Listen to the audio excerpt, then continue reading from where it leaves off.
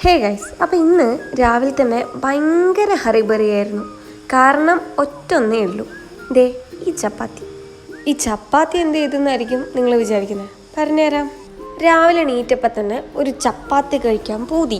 എപ്പോഴും സമയമില്ലാത്ത സമയത്ത് എനിക്ക് ഇങ്ങനെ ഓരോ പൂതികൾ ഉദിച്ചങ്ങ് ഉയരും. എവിടുന്നാന്നൊന്നും അറിയില്ല, പക്ഷെ അങ്ങോട്ട് വരും.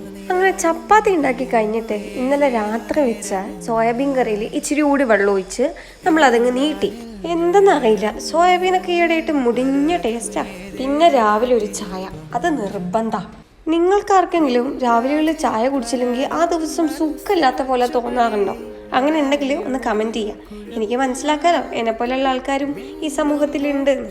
അങ്ങനെ തീറ്റയും കൂടി എല്ലാം കഴിഞ്ഞ് ഓടിക്കച്ച് ക്ലാസ്സിലെത്തിയപ്പോഴത്തേക്കും ക്ലാസ് തുടങ്ങി 15 മിനിറ്റ് കഴിഞ്ഞായിരുന്നു.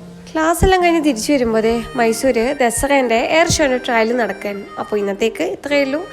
നെക്സ്റ്റ് വീഡിയോ വരെ വെയിറ്റ് ചെയ്യുക. അപ്പോൾ താങ്ക് യു.